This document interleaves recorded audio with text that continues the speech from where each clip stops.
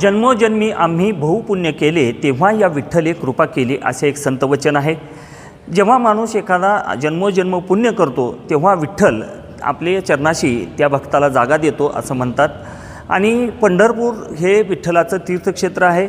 महाराष्ट्राचं आध्यात्मिक राजधानी आणि भारताची दक्षिण काशी असा उल्लेख ज्या पंढरपूरचा होतो, तेथे सावळा विठ्ठल आपल्या लाडक्या भक्तांना दर्शन देण्यासाठी युगे 28 कमरेवर हात ठेवून उभा आहे। याच विठुरायाच्या पंढरीनगरीच्या सानिध्यात असलेले रोपळे बुद्रुक हे एक छोटेसे गाव। एकेकाळी या गावची लोकसंख्या अगदी हाताच्या बोटावर मोजणे एवढी होती, परंतु गावातील भक्तिमय वातावरण आणि गावात असलेले हनुमंतरायाचे ग्रामदैवताचे जे मंदिर आहे, इथे एक भक्तीचा मळा फुलवण्याचा प्रयत्न या गावकऱ्यांनी केला आणि त्या भक्तीच्या मळ्याला आज आलेलं फळ या गावातील सर्व नागरिक चाखत आहेत। खरं तर नाचू कीर्तनाचे रंगी ज्ञानदीप राहू जगी असं म्हटलं जातं आणि भजन कीर्तनाच्या अनुषंगानं जेव्हा समाजामध्ये जनजागृती आणि भक्तीची बीजे रुजवण्याचा प्रयत्न केला जातो, तेव्हा नक्कीच त्याची फळं मात्र गोड आणि गोजिरीच असणार यात शंका नाही।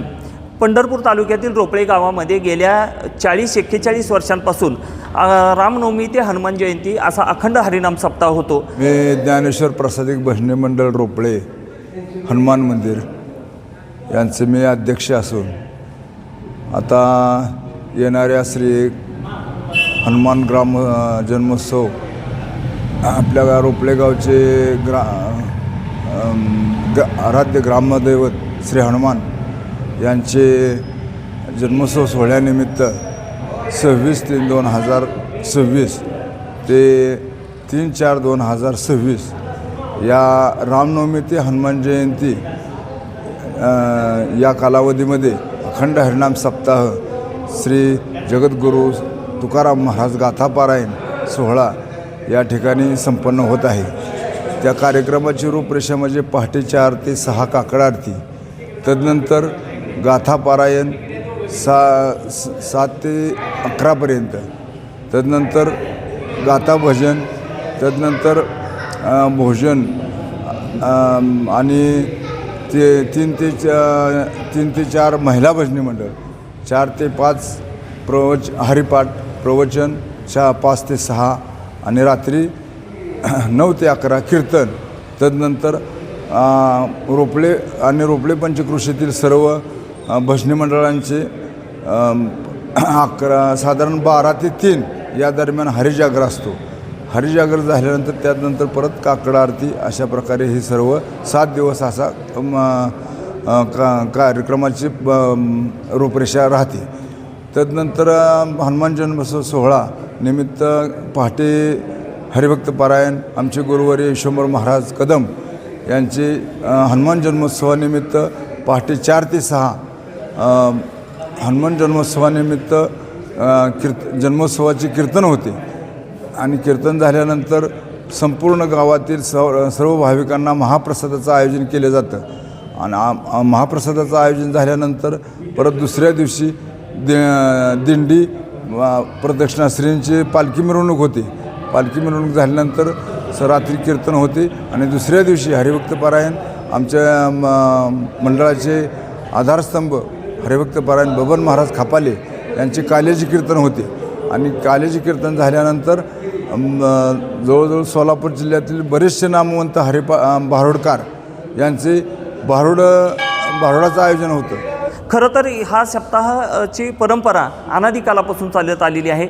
अगदी छत्रपती शिवाजी महाराज नव्हे तर ज्ञानेश्वर माऊलींच्या काळापासून या गावामध्ये जे हनुमान मंदिर आहे तिथे रामनवमी ते हनुमान जयंती अशी अखंड विना उभी केली जायची। संध्याकाळी कीर्तन प्रवचन व्हायचं आणि त्यानंतर हनुमान जयंतीचा उत्सव झाल्यानंतर महाप्रसादाने या सोहळ्याची सांगता व्हायची।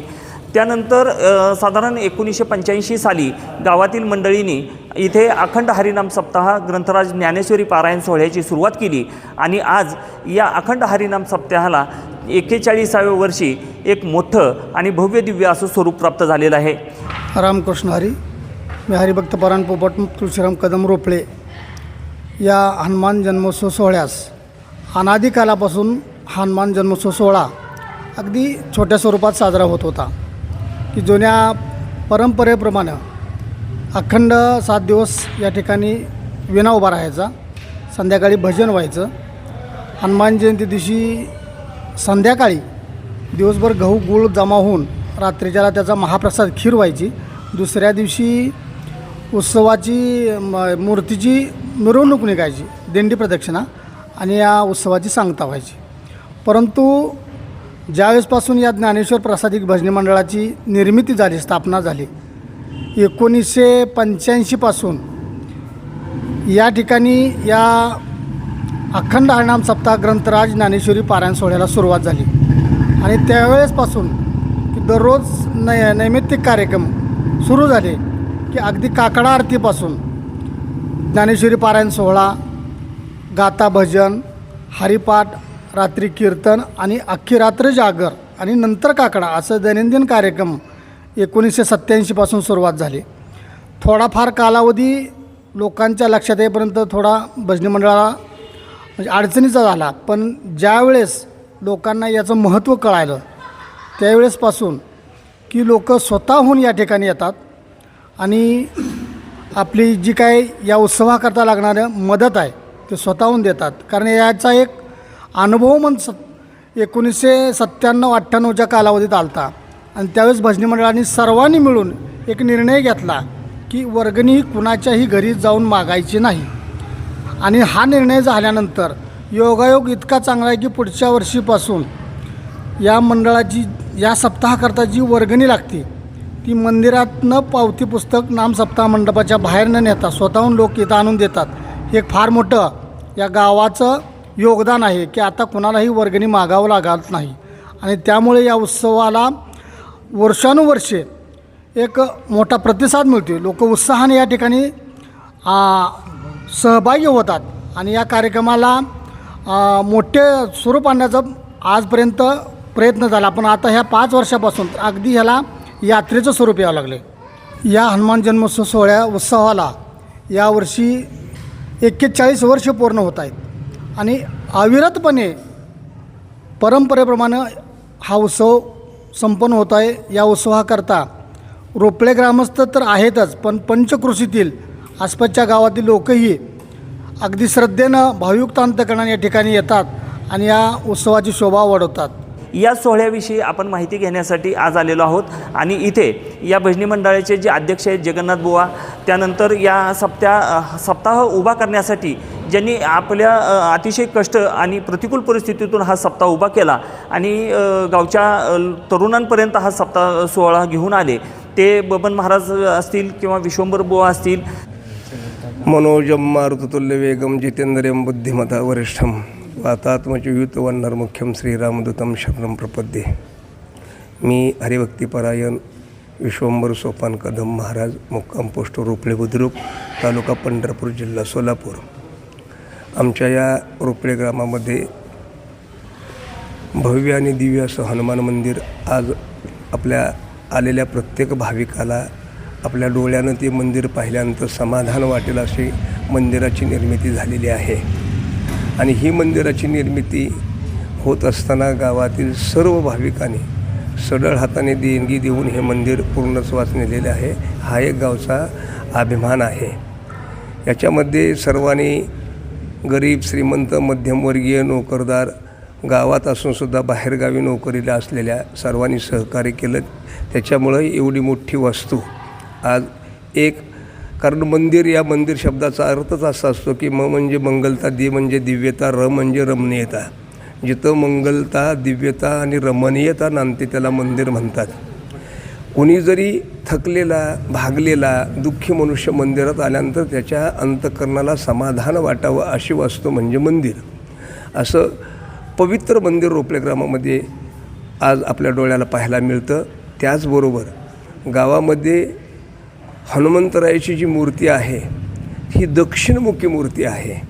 आणि दक्षिणमुखी मूर्ती असल्यानंतर या मूर्तीचं वैशिष्ट्य असं आहे, आपण कोणत्याही ठिकाणी गेला तर अशी मूर्ती आपल्याला सहजासहजी दृष्टीस पडत नाही. फार दुर्मिळ मूर्ती आहे.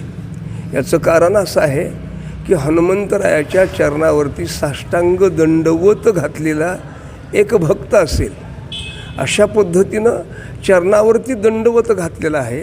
आणि त्याचबरोबर दक्षिणमुखी आहे. आणि त्याचबरोबर हे जागृत देवस्थान आहे. या मूर्तीविषयी काही पूर्वजांनी सांगितलेल्या आख्यायिका आहेत.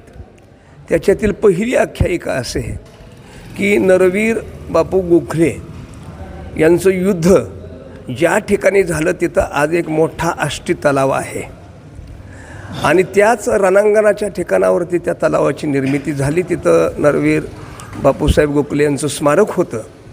त्या स्मारकाची अजूनही काही अवशेष, एकदा का पाणी त्या तळ्यातील आटलं की त्या ठिकाणी अजूनही आपल्याला तिथं अवशेष पाहायला मिळतात.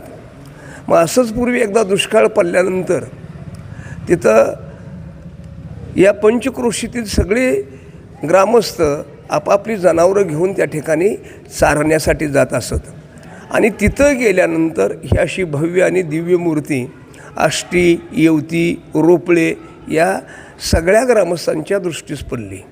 ही बातमी वाऱ्यासारखी तिन्ही गावात पसरली. प्रत्येक गावकरी, प्रत्येक ग्रामस्थ त्या मूर्तीवर मूर्ती आमची आहे म्हणून हक्क सांगू लागला. तिथं फार मोठा वादविवाद निर्माण झाला. परंतु जी काही जुनी जाणती माणसं होती त्याने एक याच्यातून सामंजस्यपणे एक मार्ग काढला. तो मार्ग असा की या तिन्ही गावची बैलजोडी आणायची नाही, दुसऱ्याच गावची बैलजोडी आणि बैलगाडी आणायची, त्या बैलगाडीमध्ये ही मूर्ती ठेवायची आणि बैलाला हाकायचं. बैल ज्या गावाकडे जातील त्या गावाची ती मूर्ती आहे असा ठराव पास झाला. म्हणून परिसरातील दुसऱ्या गावातील बैलजोडी आणि बैलगाडी घेऊन आले. त्याच्यामध्ये ही मूर्ती व्यवस्थितपणे त्या गाडीमध्ये ठेवली आणि त्या बैलाला हा म्हटल्यानंतर ती बैल रोपळ्याच्या दिशेनं आले आणि ती मूर्ती रोपळ्यात आल्यानंतर त्या मूर्तीची भक्तिभावानं अतिशय आनंदानं सगळ्या ग्रामस्थांनी तिची प्राणप्रतिष्ठा केली अशी एक आख्यायिका पूर्वज सांगतात. आणि त्याचबरोबर दुसरी एक अत्यंत महत्त्वाची आख्यायिका सांगितलेली जाते. इथं एक पूर्वी छोटी हनुमंतरायाची मूर्ती होती. मग त्या मूर्तीच्या मंदिराचा जीर्णोद्धार करण्याचं ग्रामस्थांनी ठरवलं आणि ग्रामस्थांनी ठरवल्यानंतर त्या मूर्तीचा जीर्णोद्धार करत असताना पाया खांदायला सुरुवात केली.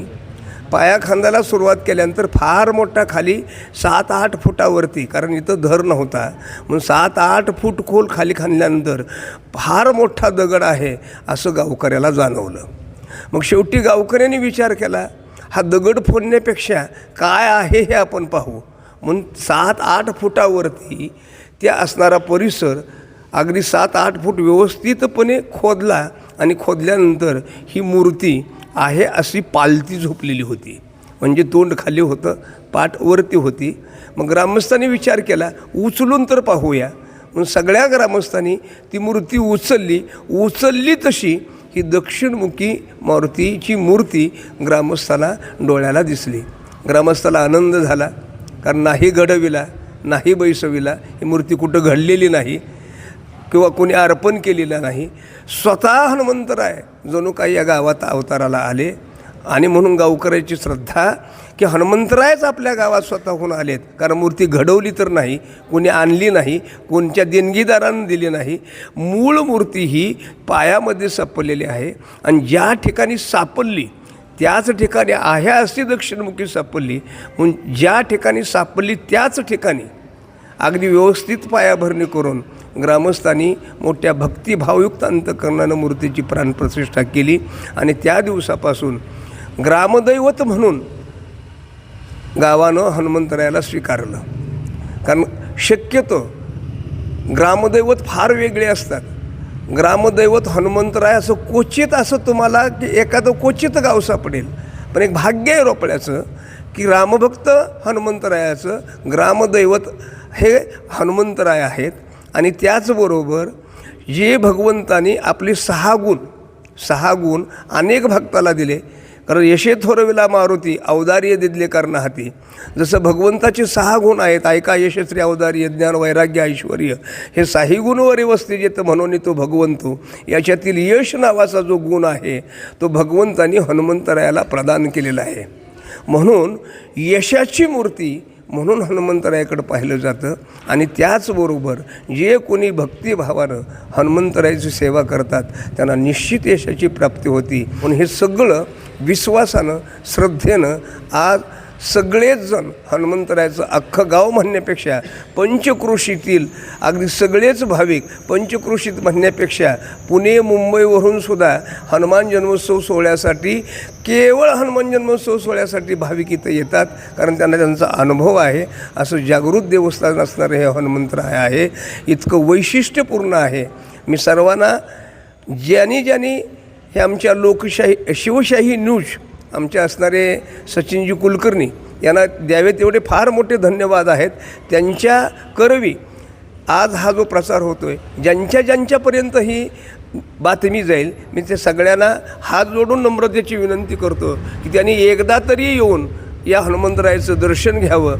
निश्चितपणे त्यांच्या जीवनात क्रांती घडेल, एवढंच बोलतो. ते अनेक मंडळी आहेत, किशोर महामुनीसारखे आहेत, पोपट टेलर, पोपट कदम हे त्यांना साथ देत आहेत. त्याचबरोबर अनेक मंडळी आहेत ज्यांचे नाव उल्लेख घ्यायचा तर रोपळे गावातील प्रत्येक व्यक्ती या सोहळ्यामध्ये आज सहभागी होताना दिसतोय. रामकृष्ण हरी. मी किशोर गणपत महामुनी.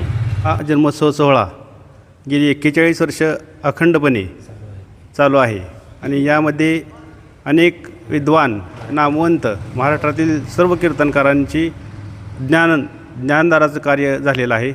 या सर्व कीर्तनकारांचं कीर्तन ऐकण्याचं भाग्य आम्हा रोपळेकरांना मिळालेलं आहे.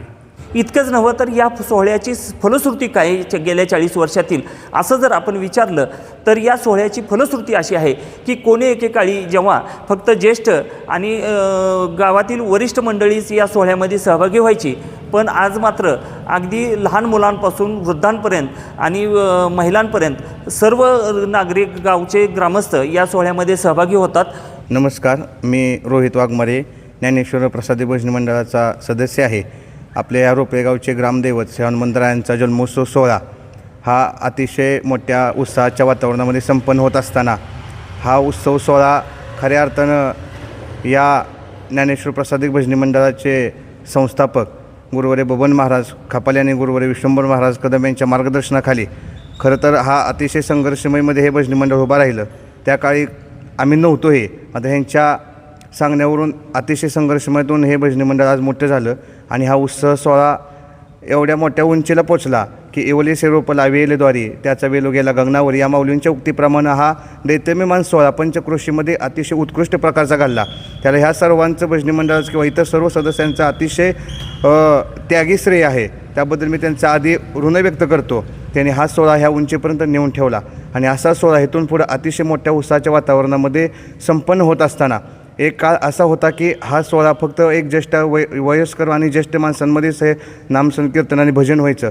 मात्र ह्या सोहळ्याचं एवढं मोठं प्रमाण वाढलं की युवकांचं प्रमाण ह्या जन्मोत्सव सोहळ्याकडे अतिशय मोठ्या प्रमाणामध्ये वाढलेलं आहे. स्वतःहून युवक येतात, कीर्तनाची तयारी असेल, शतरंजी टाकणं असेल किंवा हनुमान जन्मोत्सव सोहळ्याचा मुख्य दिवस हा चैत्र पौर्णिमेनंतर जो महाप्रसाद होतो त्यामध्ये वाढ करण्याचं काम असेल, ह्या युवकांच्या हातून अतिशय सेवा ह्यांच्याकडून घडते. म्हणजे असं नाही की हा ज्येष्ठच नाहीत, तर तरुण वर्गही ह्या सोहळ्याकडे प्रचंड प्रमाणात आकर्षित झालेला आहे. जेणेकरून विशेषतः बाहेर पुण्याला किंवा इतर ठिकाणी जे जॉबला आहेत, नोकरदार आहेत, हे सुद्धा एक वेळेस दिवाळीला येत नसतील. मग आता त्यांचं प्रमाणे हनुमान जन्मोत्सव सोहळ्याला या ठिकाणी यायचं वाढलेलं आहे. याच पद्धतीने हा सोहळा अतिशय मोठ्या उंचीला गेलेला आहे. हनुमंतरायांच्या कृपेने असाच पुढे जाऊ अशी मी सदिच्छा व्यक्त करतो. आणि आपल्या शिवशाही न्यूज नेटवर्कच्या माध्यमातून पंचक्रोशीतील सर्व लोकांना मी आव्हान करतो की ऐसा सांडोनी सोहळा मी का राहीन निराळा, याप्रमाणे या सोहळ्यापासून कुणीही वंचित राहू नका. मोठ्या प्रमाणात सहभाग घ्या आणि आपल्या सोहळ्याची शोभा वाढवा हीच विनंती करतो. नमो ज्ञानेश्वर विष्णू. विशेषतः आपण जर पाहिलं तर या सोहळ्यामध्ये तरुणांचा जो सहभाग आहे तो लक्षवेधी आहे आणि गावातील प्रत्येक तरुण ह्या सोहळ्यामध्ये सहभागी होतो. आपल्या आपल्या परीनं अन्नदान असेल, श्रमदान असेल अशी सेवा करतो. मी दशरथ कदम उर्फ पिंटू भाऊसाहेब रोपळे. मी ज्ञानेश्वर प्रासादिक भजनी मंडळामध्ये सचिव पदाचं काम करतो.